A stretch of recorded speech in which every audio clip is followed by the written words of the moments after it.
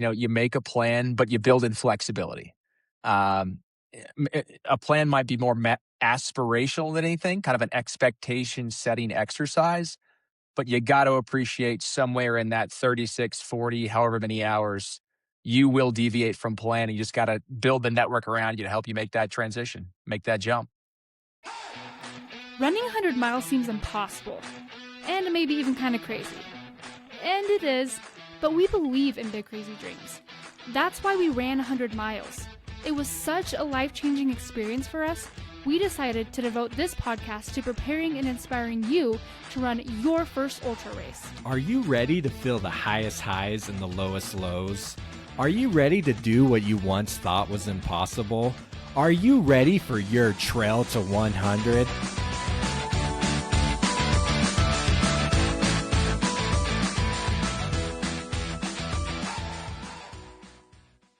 Thank you for joining us here on Trail to 100, the podcast made to help you finish your first 100-mile race.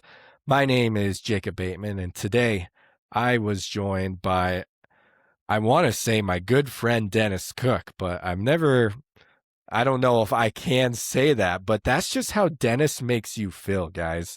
I've now talked to Denis like 4 or 5 times. Seen him at a couple races, one race volunteering. I ran the race he directs, the Wyoming Range 100.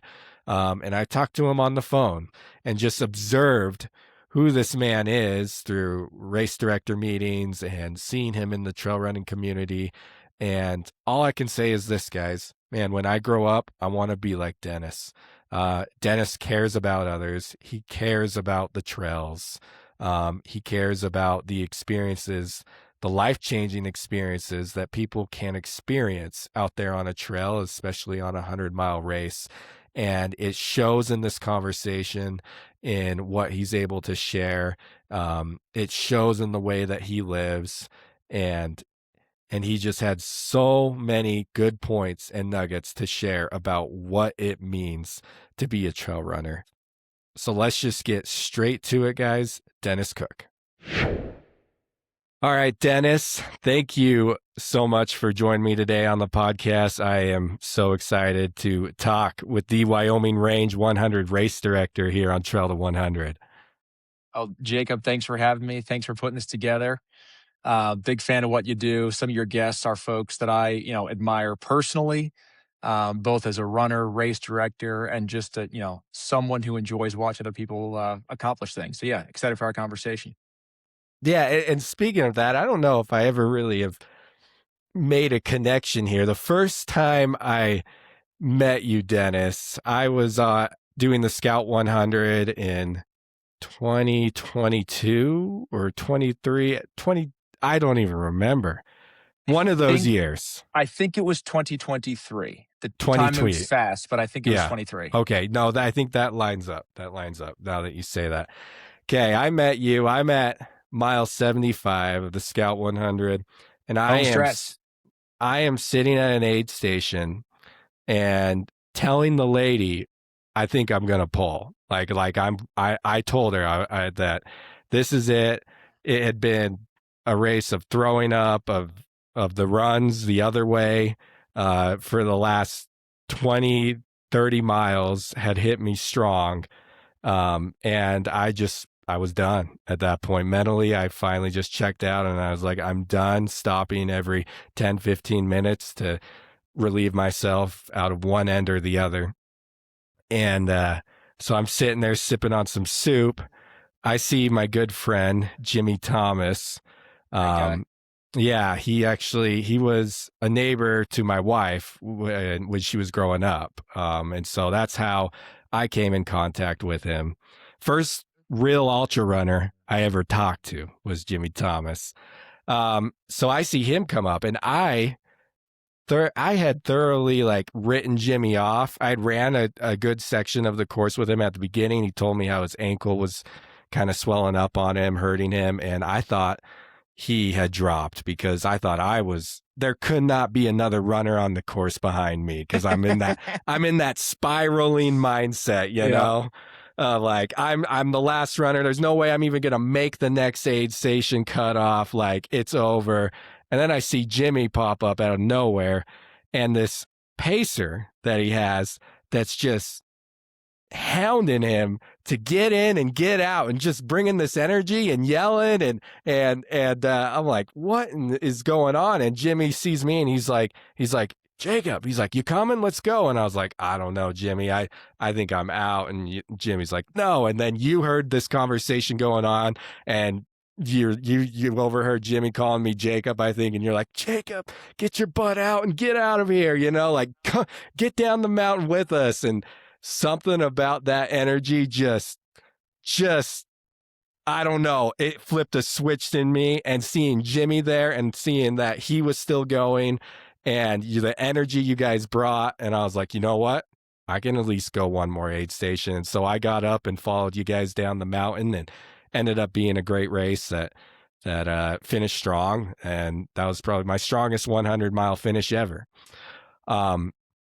So long story short, Dennis, how did you and Jimmy meet? I brought up that whole situation, but I never even heard how you and Jimmy got together on that, because it just seemed honestly like an odd couple coming up. I was like, Jimmy and Dennis just hanging out. I'm like, who is this guy that Jimmy's hanging out with?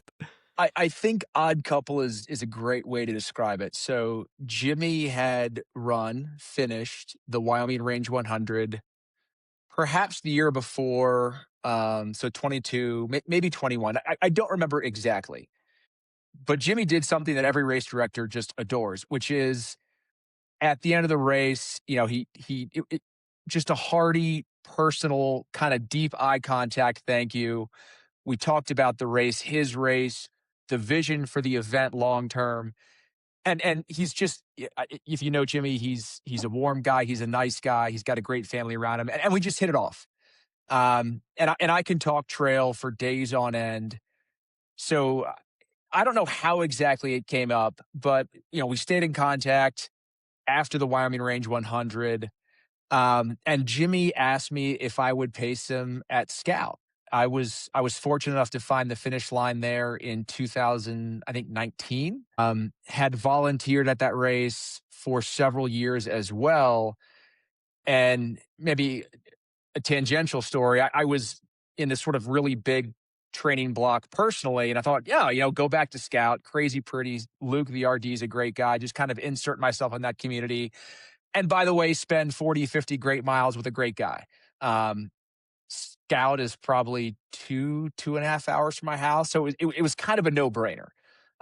If anything, Jimmy kind of did a favor for me. But yeah, we met at the Wyoming Range 100 and just kind of took the conversation, took the relationship from there. And you did something really impressive. I'll just praise you on this. Jimmy told me you were planning on finishing the race with Jimmy, but it didn't work out that way. Tell me what happened there.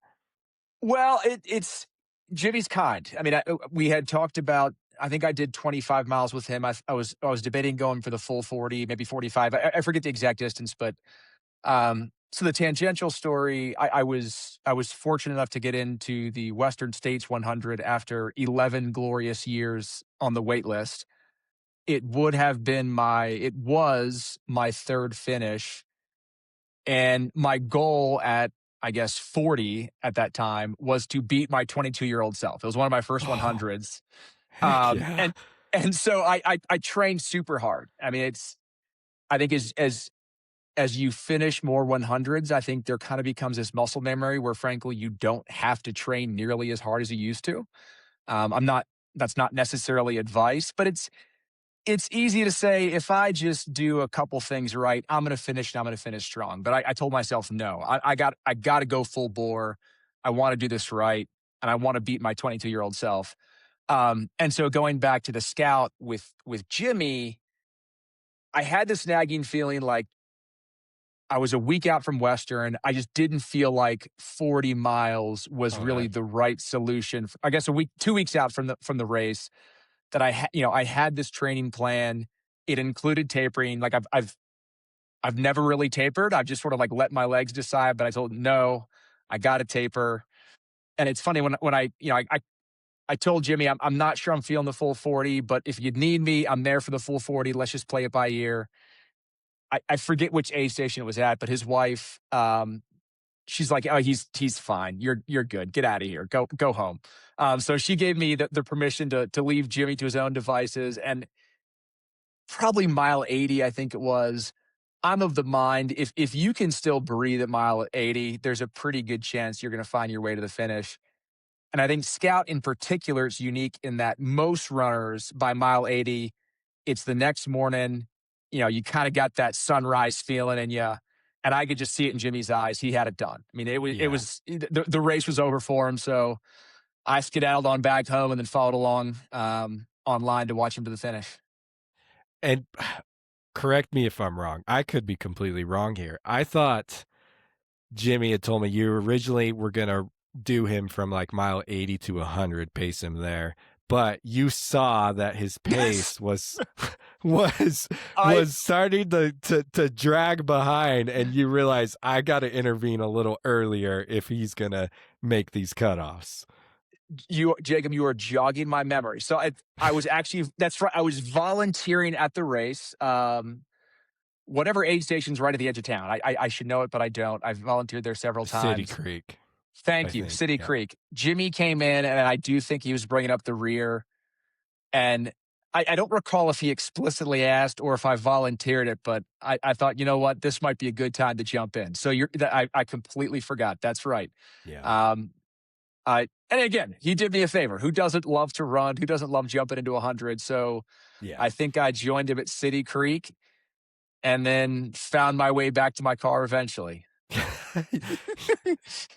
I love it. Yeah. I dropped a pacer at City Creek too, and he told me he had a adventure trying to get back to his car that was parked in the canyon. But anyways, but you find a way, right? It's amazing what pacers and crew, like the hoops they jump through as the runners are out there on the mountain. I mean, that's right. I think Jimmy is certainly, I would assume, is a believer in this. You make a plan, but you build in flexibility. A plan might be more aspirational than anything, kind of an expectation setting exercise, but you got to appreciate somewhere in that 36, 40, however many hours, you will deviate from plan. You just got to build the network around you to help you make that transition, make that jump. Yeah. Amen to that. So, Dennis, enough about Jimmy anyway. So I'm sure Jimmy will listen to this. He always texts me when he listens and tells me his thoughts. So we'll see what he has to say about this one. But Dennis, there's quite a few things on the list I want to get to with you.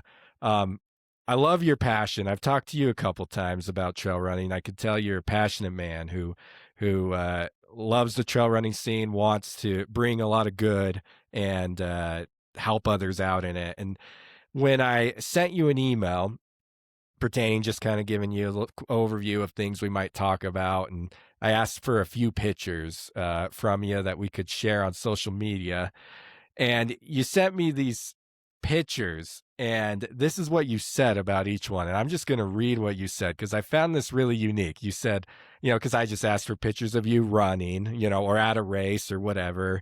And you sent me these 4 pictures, actually. You sent a picture of my first 100-mile finish in 2009, marking the Wyoming Range 100 course in 2025, and sharing the Wyoming Range 100 trail with my wife and close friends. And then you said, as a bonus, I added a picture from the finish at Scout Mountain in 2019 with my wife and 2 daughters, one of which is in your wife's abdomen at the time. I love how you said my wife, because I was looking at that picture. Anyways, I love it. And then you said this, which struck me. Each of these photos, I think, speaks to a key phase of my trail running career. So, Dennis, I want to talk about each one of these photos then. If they speak to a key phase, I want to hear what that phase was and what that photo means. So let's start with your first 100. That's the premise of this podcast, is helping first-time 100s. You sent a picture of you at an aid station.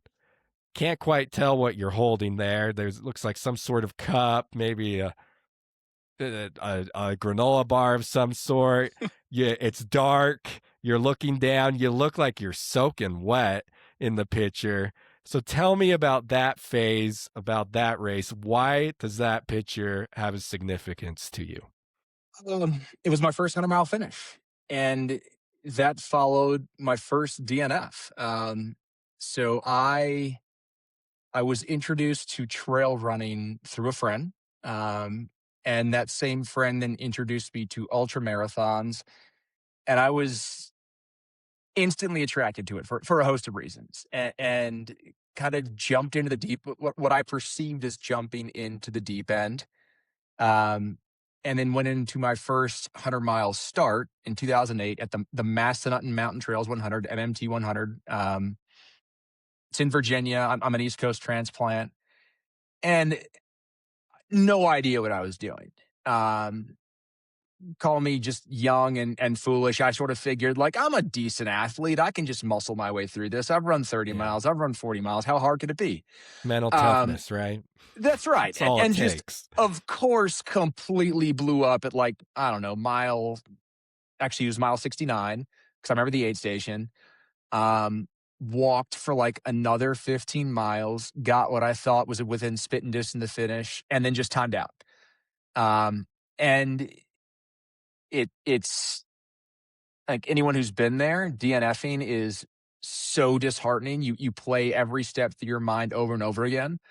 However, it was, in 363 days is redemption. And so really focused on being smarter about my training, being smarter about logistics, like just general preparation.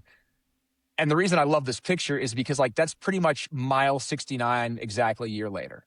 Um, I was absolutely shattered. Like, it's a peanut butter and jelly sandwich in my hand. It took me like half an hour to get the PBJ down just because my stomach was so wrecked. It had been dumping rain, soaking wet, freezing cold, but like, I'm sure a lot of folks know it. You put the jacket on, you get hot, then you take it off and you get cold, and it's like this song and dance back and forth. But, it was a long time ago, but if my memory serves me, like, that's when I knew I actually had the race done. I still finished 12 hours after that. There's a lot of miles ahead, but that was probably the lowest low point in that race. There's a lot of cliches for it. The pain cave, choose what it will, but it was like, in that moment, everything that could be going wrong was going wrong, but I still proudly lifted my head up, walked the last 30 odd miles to the finish. And that was my goal, just to cross the finish line, hopefully in one piece. My pacer who took that picture was just hugely additive. And so that to me, like, that initial phase was just understanding how challenging a 100-miler is, particularly your first one. And that set me, if I try to, like, put a title to it, that kind of set me off on, like, actual competitive 100s, like feeling like if I really do my homework, if I train hard, I got a spitting chance of doing something special here. Not going to win, to be clear. Like, I'm never have been a particularly fast guy, but running 100s for a time, for a specific goal, and, hopefully impressing myself. Yeah. How old were you on your first finish? Gosh, 2009, I would have been, I'm doing math here, I guess 2020. I would have been, I would have just turned 26, I think. 25 thereabouts. Yeah. And like, take me through, how many years was it from, like, you said you got introduced to the ultra world from a friend to 2009? What was that timeline like for you? So I ran my first kind of ultra race in 2006. It was towards the end of the end of the trail running season on the East Coast. The minute I finished that race, I signed up for a 50 miler the next spring. So 2007, did that, then signed up for my first 100 in 2008, DNF'd. And then, so this was 2009. So it was kind of 2 years from doing a first ultra length race to attempting, and of course, DNFing, Yeah. failing at my first 100. And then I guess 3 years to getting the job done. If you had to go back, would you space that out a little further? Would you do it any differently? It's a great question. I don't think I would have. If anything, I've surrounded myself with, I think, some really good running mentors. And one of the consistent messages I got is like, there's only so much you can do, right? This is uncharted territory. At some point, you just got to jump in and do it. And I probably would have been marginally better had I waited a year. But in retrospect, if I could have done it probably in 2007, I would have. Yeah. Just to give it a shot, feel it out, and understand what that 100-mile distance is really about. Well, I love that picture, Dennis, that you sent. I have a similar one from my first 100 of me basically bawling my eyes out into a wet rag, because something about that wet rag just allowed me to release my emotions. But it was also like the emotions of, it was mile 75 for me, and it's like I knew I was going to finish, and I knew it was going to be hard, 25 miles, but I was going to finish at that point, as I'm sitting there at the aid station just giving myself one last cry so I can go out and finish that. I think you have to. I would. Maybe it's just my middle of the pack mentality, but if you don't have a good cleansing cry at least once in 100, you're probably doing something wrong. Yeah. Cathartic cry, cleansing cry, you just need to shed some tears. Even if it's just like a hunk of salt coming out of the corner of your eye. Yeah. I feel like that's part and parcel of the experience. I agree. Every 100 I've done since, I've always been waiting. I remember there was 100 that I did that I wanted to cry at a certain point, and I was trying to even force it, and it wasn't happening. And I remember being upset. I'm like, I just want to cry. All right, this sucks. But then it did happen probably about 10 miles after that point. Let's go to that next picture then that you sent of you marking the course of the Wyoming Range 100 last year. Why that picture? I guess since 2009 until last year, I've probably run, I don't know, 30-ish 100 milers. I could count it up. I still love it. Absolutely love it. But I think the relationship with the sport changes. The relationship with a finish changes. And maybe something we'll talk about. One of the reasons I started hosting the Wyoming Range was to rediscover that feeling that I felt when crossing the finish line of a 100-miler. And that feeling is I'll readily admit, it's impossible to replicate. But putting on the race is really, really, really close. In fact, I would say it's just a different but better feeling. It's far more rewarding, far more fulfilling. And as a race director, I actually really like to play a fairly hands-on role. And so I do mark a lot of the course, and that is now my happy time. It's hours on end by oneself, and I do mark the course with other people. It's not like it's some sort of like selfish personal endeavor, but I think it's where I find the most reward now on the trail is marking the course of the Wyoming Range 100. Assuming hopefully that I'm helping to build something special, helping to let other people do something special, to experience the feeling that I used to cherish, still cherish, but just can't quite squeeze out as much as I used to be able to. And let's face it, when you're on top of a mountain, whether you've got a bib on or not, it's just a really great feeling. And me marking the course, let's say if I do 40 miles, a mile an hour, that's 40 miles of mountaintop. And I'll take that all day long. And I think even as my, quote, training has morphed trail running, I don't even do that much trail running anymore. I just walk I call it off piste. I just find a mountain, say, I want to go to the top of that one. And I just kind of speed hike, speed run, walk to the top of that mountain. And so I think marking course now is emblematic of kind of my relationship with mountains, my relationship with trail running, which is I kind of want to step to the side, watch other people be successful, but still get my outdoor time, still get that time alone in the mountains. Well, I mean, Dennis, I think that's really profound. I'm curious about your relationship with hundreds, because Dennis, I've only ran 4, but I've already felt my relationship change through 4. to where like it's just my mindset between training for my first and to today has really evolved, completely different for why I run or why I sign up for a race or things like that. So what I guess what brought on that change of, because I was looking at your ultra sign up, you've pounded out a lot of 100-mile races. I'm sure they're not even all on there. What brought that on? Did it just start to feel like same old, or? To some extent, yes. And that might be a bit, the race I mentioned, the Massanutten Mountain Trails 100, MMT 100. I adore that race. I cherish that race. I finished it, I think, 11 times. Um, and so I do have this, I've run the Hurt 100 3 times. I've run Western States 3 times. So I've kind of self-selected into a bit of repetition. But that's because of the folks around the race. Like I love MMT because of those mountains. East Coast mountains, by the way, are woefully underappreciated in the ultra running community. That's my shameless plug. Um, but I think with an ultra, this woman named Carrie Brown, I've cried with her so many times. I see her once a year, but we run together for 8 hours. And I think at this stage in your life, even spending 8 hours with a close friend can be a challenge. And so that repetition became about just spending time with really good folks, seeing new mountains. But the change, I think, came when it was about spending time with other people and seeing new mountains.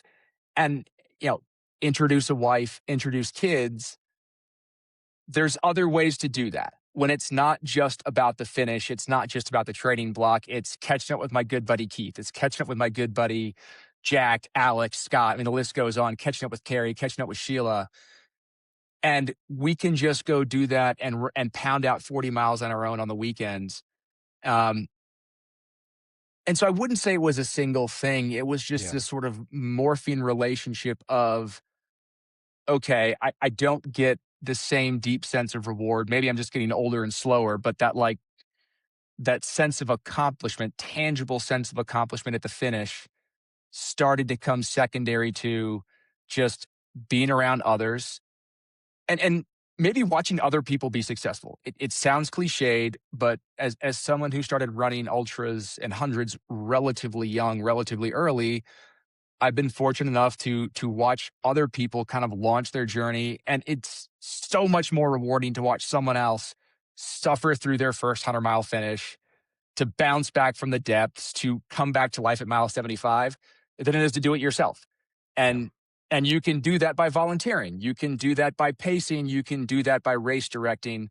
So I think it's the reward, that sense of fulfillment that shifted with the race, or rather my sense of fulfillment that shifted, not necessarily the race or the community itself.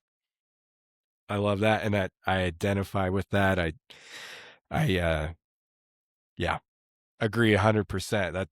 That's great to hear. And it's also funny, right? Like it's funny to see a grown adult crying. I mean, and I'm not like judging folks, but like it's just a different experience to be Yeah. on the other side, to watch someone struggle to take a bite of peanut butter and jelly. Everyone needs to see that once in their life. Yes, to see a pacer swearing at Jimmy Thomas to get off the mountain like that. There were some bad words employed. See, that's what really got my attention. I'm like, here's Jimmy, who I've never heard like an ounce of profanity come out of his mouth ever, and I just see this guy coming up behind him, telling him to get the F off the mountain and get down. We did talk about it. He warned me that there was aid station behavior and there was trail behavior, and so I may have put trail behavior. It crept into the aid station. It's all good. It got my attention. That's what I needed to hear. Cool. Well, let's hit these final two pictures, and then after that let's talk more about the Wyoming Range 100. So, the picture of you sharing the Wyoming Range with your friends. Why did you share? Is that kind of along the same lines of what you just shared with us?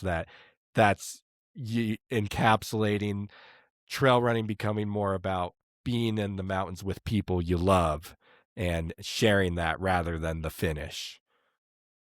I think that's perfectly said. So the picture is my wife, Annie, who has been monumentally supportive since the day we met. She has been supportive of my admittedly selfish passion. Trail running can be a deeply selfish pursuit. It requires extraordinary balance. Um, but she's always said, "Go do your thing." I proposed to her at mile 99 of the Hurt 100 in Oahu.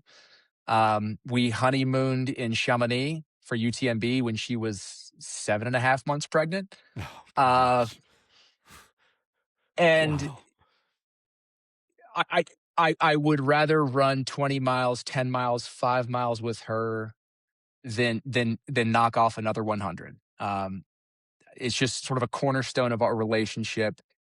And the other folks, Alicia, Nate, and Keith, 3 people that I've come to know through the Wyoming Range 100 that are folks that I'm just honored to meet. Alicia ran our first year where we just did everything wrong. And, she reached out to me after the race and was just like, I want to be a part of this. I want to help see this race live up to its potential. And I got to know her partner, Keith, through her. And he is just this rock solid. He's the kind of guy you could get a flat tire in the middle of nowhere, 10 hours away. You text him, he's there in 10 hours and 5 minutes. Just one of those rock solid guys. Yeah. And Nate, I met him through Keith. He came out, I think, our 3rd year as a volunteer, had never been around Ultrarunning, thought it was just dumb. I won't use his exact words, but he's like, this is dumb. And he's actually running Bighorn, I think the 30-ish, I forget the distance, but like the 30-mile Bighorn, his first ultra here in a month and a half. And again, just rock solid guy. I've come to know him at a very personal level. And getting folks like that out onto the trail, out into the mountains, wandering through meadows. I mean, that to me is the pinnacle of living. There's just nothing quite like finding a tucked away part of the mountains and sharing it with good folks that maybe I see Nate twice a year, but that's enough because we're on the trail for 10 hours together. It's that time of exposure where you can go a layer deeper, talk about things that you're not going to swap texts about on some perfunctory check-in, where you're going to get that vulnerability, and you're going to just get to know someone at a deeper level. And that is that's the second to last. That's just below the second to last climb, which unfortunately a lot of runners see in the nighttime. It's one of the prettiest parts of the course. Yeah. So sorry that you guys don't get to see that during the daytime. Unless you're back of the pack like me, where I did get to see that in the daytime. Good. And I still hated it, but it's my father-in-law was pacing me though, and I remember him countlessly saying, "Wow, this is beautiful. Wow, look at this." And while I was trudging up. It's pretty if you have the wherewithal to look around. I'll say that. Yeah. So he did, and he showed me. He took some pictures, and I do remember a few moments where I was like, "Wow, if I felt better, I would love this section." But anyways, all I could think about was getting to that last aid station at that point, though. Which is funny because that's where, so I mentioned Alicia is one of the folks in that picture. She has been the Strawberry Creek aid station for several years. She's now our volunteer coordinator. She saved the Wyoming Range 100. It is folks like her that make these races possible. Full stop. I spent way too much time at that aid station talking to her, partly because it was just so fun to banter with her, because I knew I wasn't going to quit, but Alicia was just so fun to talk to. I was just like, "I'm out, Alicia. And can't you just drive me back down this canyon?" And she was just back and forth with me. It was fun. She should write a novel on how to deliver tough love. I think she's a 5 or 6 time Wasatch finisher. And is just, to quote her partner, Keith, you can't kill her. She's unnecessarily tough. Unnecessarily tough. I like that description. Yeah. So the last picture, you with your daughter and your wife and your child, who looks like they were about ready to come out of your wife, at Scout Mountain finish line. I think you said 2009. So what 2019. 2019. Yeah. So tell me, why that picture? This was before I hatched the Wyoming Range 100, and I think it was kind of going back to your phases. It was kind of the end of my, call it, semi-competitive ultra running, where, as I mentioned, I'd volunteered this race a few times, and I was taking notes. The RD Luke is a fantastic guy, a fantastic race director, an open book. He's whether he knows it or not, he's been a mentor, a profound resource. And I ran that race because I'd heard wonderful things about it, because it's so beautiful. But at the same time, I was also just there to learn. And I think it was also the point at which I came to appreciate how taxing it is for a family. Never mind just trying to train, let's say 20, 30 hours a week, whatever the number might be, 10 hours a week. It varies from person to person. But being able to bring my family into the fold, to find ways to, for example, go back 2 years later, 3 years later, with both of my daughters, camp out, volunteer at an aid station, 2 little girls running around, that makes runners smile, kind of understanding that balance. And yes, beginning to think about what bits and pieces I want to pull from other races, what knowledge I want to borrow from other race directors to assemble the race that I think, call it, the trail running community needs. And for Scout, for instance, things that I've borrowed from Luke is trying to build a relationship with the runners. You're not going to remember everyone's name, but trying to remember a face, remember a tidbit to say, hey man, hey you, thanks for coming out to the race. You look so good at mile 40. Thank you for being a part of this. I could keep going, but just thinking about what I've seen that helped make me successful as a runner, that knowledge, that expertise that I could borrow and then install into my race. And Scout was just a wealth of expertise, a wealth of knowledge. Yeah. Yeah, it was, having ran that race myself, Luke. Um, I came away from that race feeling like Luke cared about me 100%. at the end. 100%. Never met the guy ever up to that point. But he gave me, like I saw him on the course, I think once, and then he gave me the warmest hug I've ever had at the finish line, as I came across that. And just through the way that he communicated about the race leading up to it. Yeah, he cared deeply about that race and the runners that are running it, and he wanted to see them succeed and have a great experience. So you said something about in that, just, I think this is what you said. You said you wanted to create a race that the trail running community needs. Is that what you said? Something along those lines? Yeah. Okay, tell me why. What do you mean by that? When I probably mean several things, but I think it's maybe the most tangible would be when I started running ultras. Western states had a 2-time loser rule. If you did get in the lottery twice, you automatically got in. And when they shifted to the 2-time loser rule, that was huge. When they had to have a lottery that required folks to potentially enter 3 times, folks were like, "This, the training community's exploded. This is not sustainable. Lotteries are awful. We're growing too fast."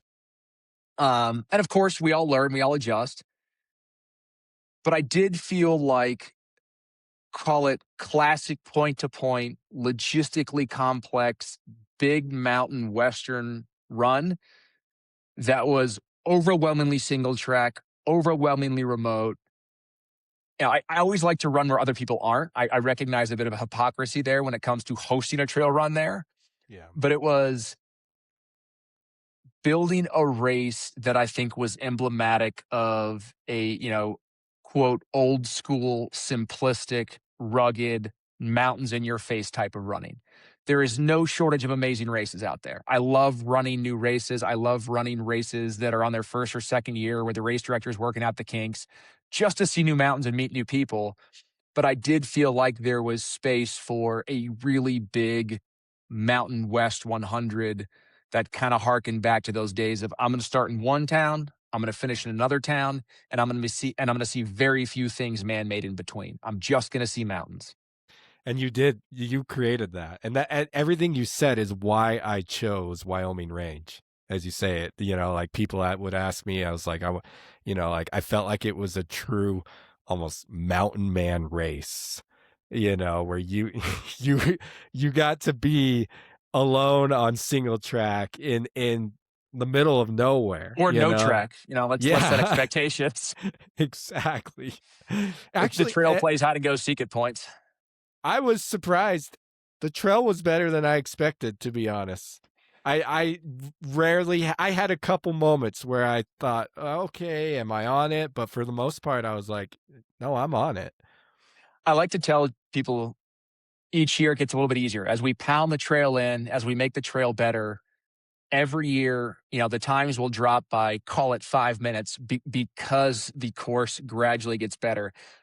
I don't know if that's true, but that's what I like to tell runners to make them feel better in the moment. I heard horror stories like about the Wyoming Range Trail. So I came so ready. I had a paper map with me. I had 2 GPXs on my phone on 2 separate apps. I got the watch map going too. Like I studied that map too. Like I was all like, the last thing you want to do on 100 is get lost, and like that totally derail you. And as I think about, your first 100, there is, in my experience, an inclination to like focus on training. It's something you can control. I can execute this 6-month training plan, stack up my miles. And I do think a lot of runners don't afford enough time, attention, energy to logistics, to knowing the course, to digging into the details. And it can ruin a race, right? You put a headlamp in the wrong drop bag because you didn't quite know where to put one, and your race explodes. I've been guilty of that. Mm-hmm. Or you don't have the right night gear in the right place. You end up getting cold. You run out of calories. I think the obsessing over the paper maps, as an example, is one of the single biggest things new runners can do, is just really dig into the race. Yes, get out there, train hard as heck, dig in, put in the miles, log the miles, but also build an intimate relationship with that race such that there's no surprises on race day. Everything within reason is in your control. And the only thing that's going to happen is you're going to find the finish line. Yeah. Yeah. And there's I don't know if you've seen this, but there's a guy on YouTube who put up a huge portion of your course on YouTube.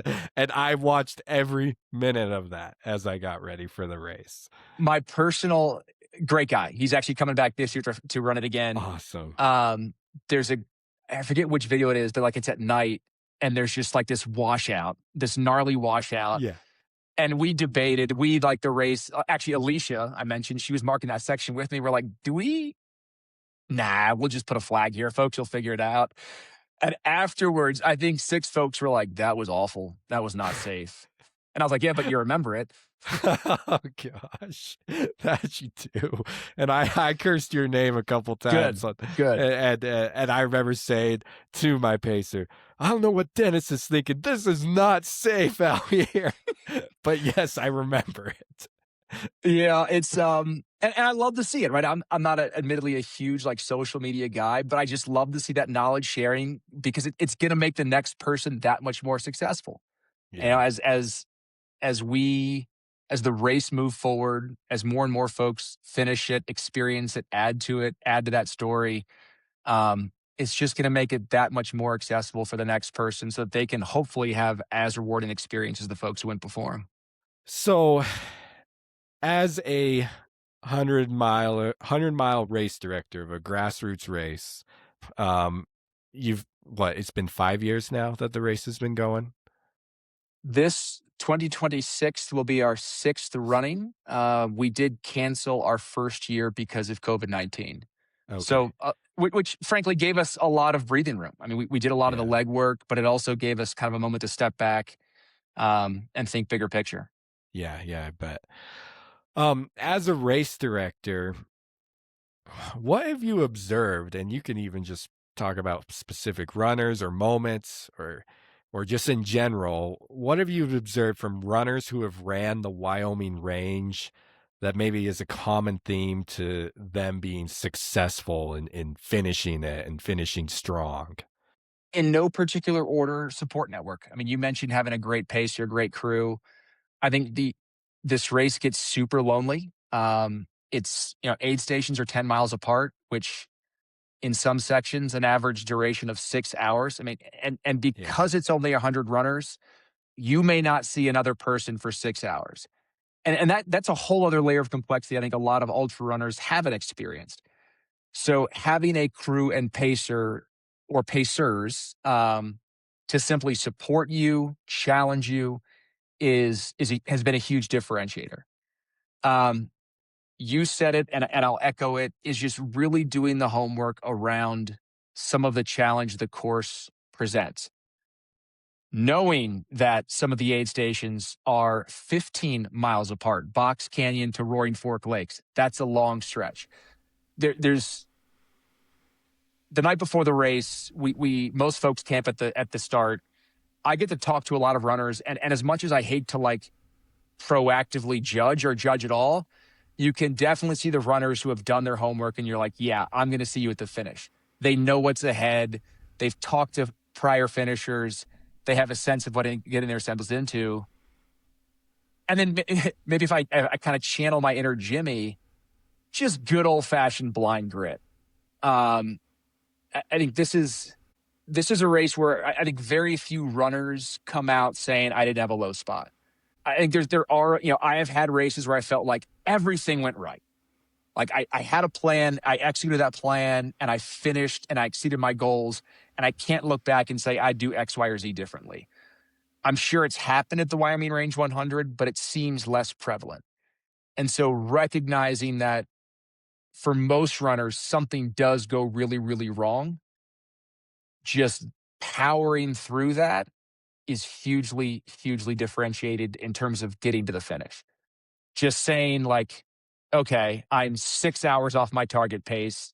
I don't know where my pacer is. I was supposed to be at the last aid station, but I'm just going to grit down and get to the next aid station. And that's true of every 100. I mean, I really do think just call it blind stubbornness can go a very, very long way at 100-mile race. Yeah, I can echo that. And it's crazy how like you said, I'm 6 hours off, and that can make you spiral. I mean, like 100%. what has happened? Like my whole race is derailed. Like 6 hours. How have I lost all this time? But it's crazy and I've felt this. If I when those moments happen, if you're like you're saying, your blind stubbornness kicks in, and you're just like, you know what? Screw that. Whatever.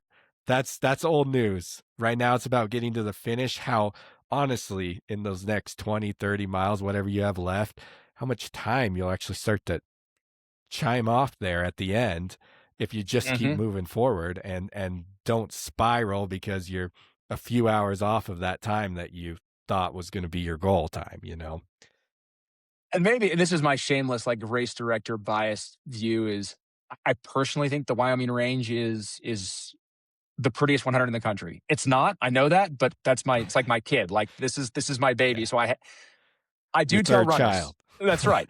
I do tell runners, and I mean it. It's when you are in that low spot, there's not an ugly view on the course. If you take a moment and you look around, you will be inspired.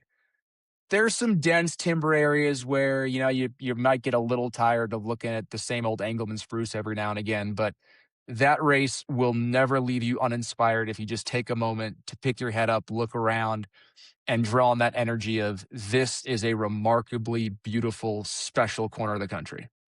And I remember you saying at the start line, and it's something that I did do a few times on the course about, hey, when you're tired, when you feel exhausted, look back, because Yeah. with the Wyoming Range course, with the way it's set up, you can see a huge part of that course when you're on top of those mountains, and you can look back and see where you came from, and really, and just realize, hey, look what I just did, like, let's just keep moving. Like, I can make the last 20 here. And I'll tip my hat. I had the pleasure of running Pine to Palm, I don't know, some number of years ago. I borrowed that from Hal Kerner, another great runner, great guy, great race director, crazy pretty point-to-point course. And he said, like, just stop, take a look around. And that really stuck with me. And I wanted to kind of carry that torch forward, carry that same message forward. Love it. So, keeping on the Wyoming Range 100, and I guess I think a lot of runners, I know, at least I've always experienced the curiosity of, like, what a race director goes through in order to put together a 100-mile course, especially a point-to-point on public land. And so what are the challenges, Dennis? Like, name a few of the challenges that you face as an RD, that in sprouting this race, but not only sprouting it, but keeping it moving, and moving forward every year. The course fights back. It, last year we had an aid station that didn't open until the night before because the Forest Service had to fix a road that washed out. So up until literally race night, we were working with the Forest Service to be able to access a key aid station. Um, we had wildfire last year. We had a wildfire our second year that, part of the course was closed. Nature does what nature does. And so when you have a point to point over 100 miles, that's 100 miles of vulnerability. That's 100 miles of nature doing what it wants. Blowdowns, snowpack. I think a lot of folks, there's kind of what I would consider like front country, side country, and back country. I think a lot of runners spend time in front country and back country. Your wilderness areas that have great trail stewardship, your front country that gets a ton of traffic. The Wyoming Range is kind of that side country, which may not get as much attention. And so every year post-winter, we're like, what's changed on the course? Does the trail look the same as it did a year ago? And invariably, it has changed. Coming into the McDougal Gap aid station, mile 54. Oh yeah. Last year, I think we took out like 40-ish logs.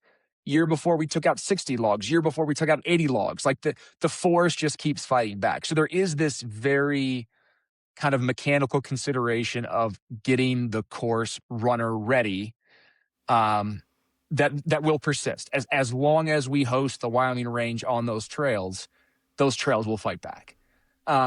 There's a huge community component to it. We are guests on that landscape. It is the home to innumerable folks who live, play, and work in those mountains. And we want to make sure that we're doing our part to preserve the trails, protect the trails, not interfere with a certain way of life, and tell our story. One of our aid stations, the Blind Bull aid station, it's always a runner favorite. It's a full-on hunting camp, wall tents, big old wall tents. The guy who Ted Jenkins, who runs that aid station, also runs Jenkins Hunting Camp. Third generation outfitter. That is his lifestyle. That is how he pays the bills. We got to know Ted and his family through a couple of years, and asked him if he'd help us run an aid station. That's a huge lift for the race in terms of building those relationships, maintaining those relationships, and making sure that we are honoring the landscape in the same way as the folks who don't just stop by for the weekend, who are out there every weekend playing, hunting, working, whatever it might be. And then, of course, just good old-fashioned permits. The Forest Service is our partner. They are monumentally supportive, but they are subject to innumerable pressures. I mentioned we've had wildfires near the course 2 of 5 years. When there's a wildfire, they're on it, full stop, all hands on deck. And we as a race have to appreciate that, we're 100 people out here having fun. We're not running cattle. Our livelihood doesn't depend on this fire going out. And so just being supportive of the Forest Service, recognizing the constraints that are placed on them, on any of our stakeholders, and just trying to be as good of a partner as possible. So fighting back against nature and just really trying to be a good steward of the landscape and a good steward of our sport. And what can a runner do to make your life as an RD easier? Because, yeah, everything you're listing, like the countless hours you must be out there yourself, as well as organizing or getting other people out to take care of all those logs, working with the Forest Service, jumping through any hoops that needs to happen, getting all the volunteers lined up, scheduled. Goodness, that sounds like you're thinking about the race basically every day, year round, about something that has to happen or things that have to get coordinated, even if it's just responding to an email or some sort from a runner. What can runners do, us as runners, to help make your life easier? What have you noticed? I'll tell a story. Revisiting the first phase of my trail running career, I started trail running in DC. It's a fantastic trail running community. There's great organized races around Washington DC. There's great unorganized trail races around Washington DC. Pretty much from late March until Thanksgiving, if you want to run a 50K every weekend, you can. And that's kind of what I did. Like I would just, if there was a training run going on out in Shenandoah National Park, I'd go do that. And again, running mentor at one point was like, dude, it's time to go volunteer. We love seeing you out here. We love your energy. But you need to sit on the other side of that folding table and help us kind of make these events more sustainable. I would pass that mantra on to others. My general rule of thumb is for every 4 hours I spend running, I should spend 1 hour volunteering. So if you run 40 hours the Wyoming Range 100, go devote 10 hours at Scout, go devote 10 hours at Wasatch, go devote 10 hours at Bighorn, whatever the race might be. But take the time to sit on the other side of the folding table. There is nothing more valuable than energetic, committed volunteers to a race director. Does not matter the difference. Yes, it is a demanding job. It does get easier every year. I do think about it every day. There's an email every day, but I also appreciate that I am supported by, I effectively am a conduit for 120 committed volunteers. And I think runners in that moment, we all love volunteers. I mean that. You mentioned Alicia, right? She fundamentally changed your day. Yeah, it's a core memory for me. Talking to Alicia at that aid station has turned into a core running memory for me. And I would, insofar as if you are a runner who maybe hasn't volunteered, whether it's a 4-to-1 ratio, who knows? But I would say if you want to help out, not even a race, not even an RD, but just the community, go work an overnight aid station. Go see the carnage. Go watch someone try to choke down a PBJ and laugh at them when they can't cry because they're so dehydrated. That's the best way to give back. That's the best way to help an RD. And I promise you, if the RD doesn't say thank you, they mean it. And I will apologize for the volunteers I haven't thanked enough, but know that you will be thanked by runners 60 times, and it will be a profoundly rewarding experience. And you'll get a good look at what goes on behind the scenes when things go wrong, how we volunteers rally around to hide it from the runners, to keep runners moving forward, to keep them happy. And I imagine it'll make your next run that much more rewarding. Well, that's a great rule of thumb. For every hour you spend racing, spend 25% of that time volunteering. I like that. That's a good way to live. Jack Turisky is his name. He is responsible for that mantra. He's another rock solid guy. Dennis, have you ever been on a podcast before? I was looking for one. I was Googling your name and I couldn't find you. I couldn't find one. If I have, I'm sorry. I don't think so. Okay, but you have been on the radio. I found that. Yes. Speaking of building the community, spreading the word, that is right. So I found that today. A quick little 10-minute interview that you did. Was that like Star Valley's local radio station? Is that what That's it right. was? Yeah, they Okay. have Friday morning sports roundup. It's great. It's local sports, high school sports. And then they were gracious enough to welcome me to talk about this nonsense in the woods. I love it. But in that, you said that you don't have plans to really like make this a big race, that you want to keep it small. What do you mean by that? There's two ways to answer that. One is the landscape can't support a big race. You've seen some of our aid stations, which are effectively a wide spot or the dead end of a rough, rutted, and washed out dirt road. Mm-hmm. So much of our relationship with the Forest Service, with the landscape, is about minimizing, if not negating, impact. We want to show up on Thursday and leave on Sunday, and no one knew we were there. Like, leave no trace plus. I say this in the pre-race speech. If you see trash, pick it up. Doesn't mean if it's your trash. If you see trash, pick it up. And if I think about making the race bigger, whether it's from a headcount perspective, from an infrastructure perspective, I'm afraid we're going to compromise the landscape.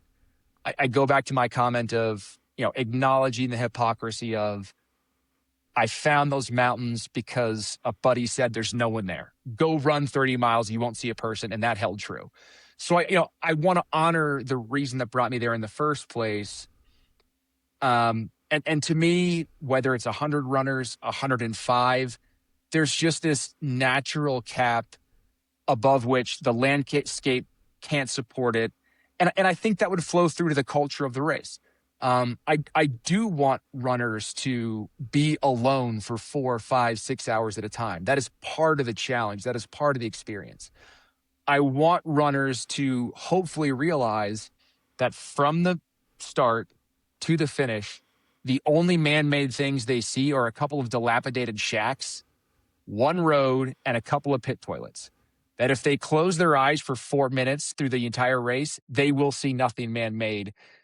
And if the race got any bigger, that it wouldn't be the race. It wouldn't be that thing that I felt like the trail running community needed. So you're planning to keep it at 100 runners? Is that the plan moving forward? I think so. Yeah. That's awesome. I mean, the flip side is, we officially launched a lottery this year. Every race director that I've talked to hates lotteries. It's a necessary evil. Like, you want everyone who says, wow, that race looks really cool, to be able to run it. That's the one downside. Yeah. I wish we could welcome 1,000 people. I wish 1,000 people said, you know what, the Wyoming Range 100 is right for me. But if we did that, it just wouldn't be the race that we envisioned it. It wouldn't be the race that they wanted. So I think we're 100 people for the foreseeable future, for as long as I have a say. And hopefully folks continue to appreciate kind of the race, the ethic that we're continuing to build. I mean, this is, we plan to change the race every year. When we originally envisioned it, it was, we want 100 miles point to point, all single track. We're not there yet. We've got some big changes coming, but we will change the race every year, but we will not change the fabric and the culture of the race. You're not going to make money like that, Dennis. We, my go-to joke is we sell $10 bills for $9.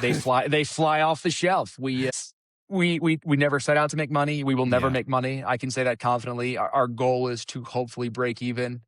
And that's the cost of the smiles. And I mean that's the cost of seeing folks at the finish, being a part of something, their unique accomplishment, being a part of something special. And I'll take that trade all day long. And I know that's what I respect about you, Dennis, and you can feel your passion and your love for trail running and for the people that are involved in it. And I just think the Wyoming Range is, I know we spent like half of this podcast talking about this race, but it's after experiencing it and seeing what you guys put together out there and the kind of mountains they're in, it's a unique race, and I love what you guys are doing, and like you said, the experience of being alone, of feeling like a mountain man out there, just trudging through grizzly territory, on your own, facing those fears. It's the first time I lined up for a race, actually feeling a little nervous tick because of all the wildlife out there, and and wondering about how long you'll be alone and what you're going to stumble across around the corner or through those trees. Um, but it's a beautiful race, I could say that, and it's one that I would consider going back to. And most of the time after I run a race, I'm out. I like there's so many races out there. I want to see different terrain, but that was one that even now I'm like, as I think about doing another 100, it's top 5 at least on the list of if I would pull the trigger again, that would be one I'd consider. So, Well, I appreciate that. I think any race director takes that as a huge compliment. But at the same time, there are so many great 100s out there. yeah, And there's, I think I've alluded to. I've kind of dialed back my trail running career, but I could just the number of races that remain on my to-do list. Ozark Trail 100, Superior, like these classics that I wish I was younger and more fit and more reasonable and had more time just to do them. And so, yeah, there's never mind all these new races that are coming on. It's meet new folks, see new mountains. That's how I yeah, think about it. yeah. And you talk about how you feel like your trail running career is winding down or has slowed down. You mentioned to me off the podcast that you just had a knee replacement done. Uh, was that Three. because of running? It's a wonderful question. I had a full knee replacement on my right knee 3 weeks ago. I had 2 prior knee surgeries. In fact, one was after my first 100-mile attempt. I DNF'd. I fell, and turns out I banged up my knee pretty good. So I wouldn't say it was directly related to running. I would say it was a byproduct of a very active, sometimes foolish lifestyle. But certainly, as I think about what's next, I have been cautioned that running long distances, high impact running is probably not a wise thing. So at this stage, I'm a bit of a wait and see. See what my body can do, see what my knee can do, see what I want my body to do. Again, my shifting relationship with running. If I can still hike to the top of a mountain, great. If I can go hunting, great. So there's a lot of things I can do, will do, should do. I'm just kind of waiting to see what that is. But in no way, as someone who has devoted so much to endurance running, trail running, long distance running, my left knee is fine. And if it was running, I probably would have needed 2 knee replacements instead of 1. So that's how I think about it. But yeah, there was probably some dumb stuff that I did along the way that did not help the knee. Well, I mean, you hear the stories. People still get after it after knee replacements, but I like how you say about what you want to do, like what you want your body to do. I know, you talk about. I just really love this topic of like the shifting mindset with trail running. Like when I first started getting into trail running, if I didn't run 100-miler that year, I thought I was a failure. Yeah. And and it's just funny because after the Wyoming Range 100, I was asked by multiple people, so what's next? What's next? What Yeah. 100-milers next? Oh, yeah. And that question actually really bothered me, Interesting. Tell me more. It really bothered me because why does there have to be like a next at that point? Like, Mm-hmm. I guess like it took so much, and having a kid changed my mindset a lot because Yeah. like you said about Scout Mountain, you said you recognize like how much it took to like train with a family, and what it took from your family, for you to do that. And as I trained for Wyoming Range, like I recognize that, the stress that it took put on my wife, and the Mhm. time that I was away from my kid on a Saturday, when he's a year and a half, like learning how to do all sorts of things for the first time, and I'm out on a mountain by myself, and it really wasn't that fulfilling, to a point. Now, I tried to do it in a responsible way, but I remember thinking as I was training though that like, hey, like if I'm gonna run another 100, it there has to really be a reason behind it, or there I have to have the support of my spouse, even my kid to a point, you know? Like, is it a good time in his life for me to be out there doing this? Or would I rather be, maybe just out on the trails for a few miles, or maybe even just be camping with my family, and or like you said, volunteering at the event, but I'm able to bring my family with me. I remember like to a point, there was a point where I kind of regretted signing up for Wyoming Range because I realized my wife and kid couldn't come because it's just so remote. My kid was not even 2. He was like a year and a half years old. So I didn't want to send my wife in those mountains, driving on those roads with a year-and-a-half-year-old kid, uh, wandering around the mountains that she's never been to before, Mhm. trying to take care of a kid. And then a part of me's like, why am I running it if my family can't even come see me at the finish line, you know? And that's a real Um, question. That's one you have yeah, to answer. yeah. Now I don't regret it.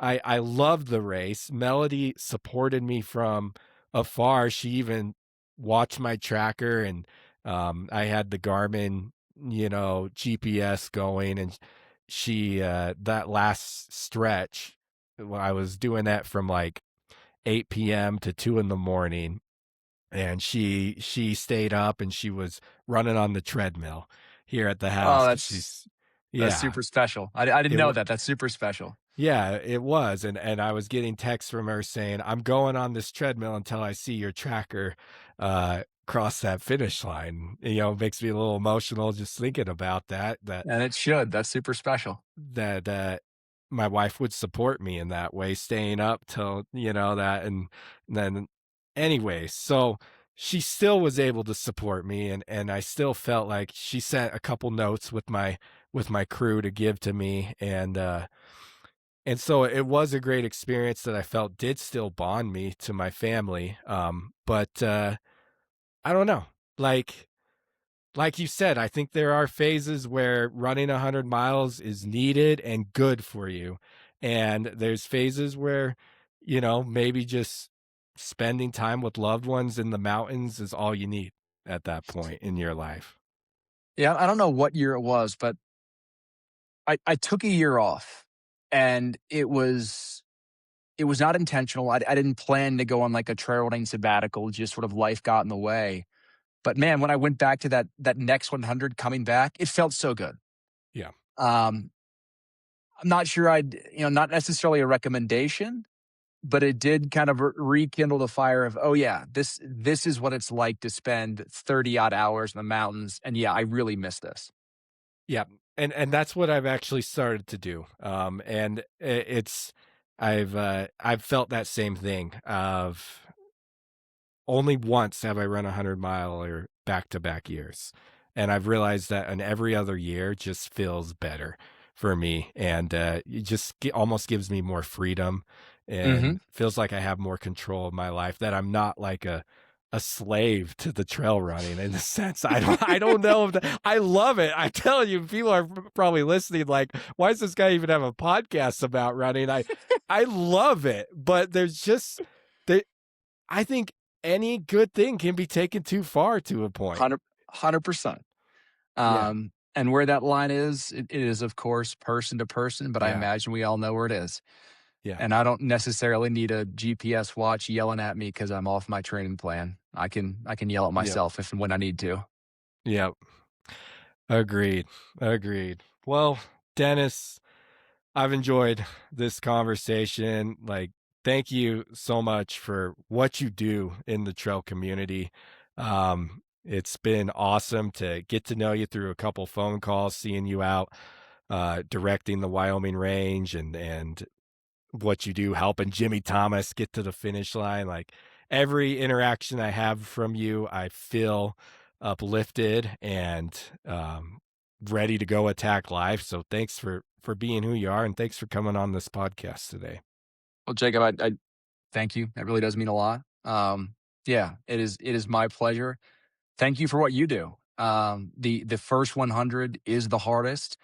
There is no amount of, you can't do too much homework for your first 100. And I feel like what you're doing is helping folks understand what what they should be thinking about beyond just logging miles. Thank you for finishing the Wyoming Range 100. Thank you for helping spread the good word. It is, it's our pleasure to help showcase those mountains, bring folks to a corner of the world that maybe they would not see otherwise.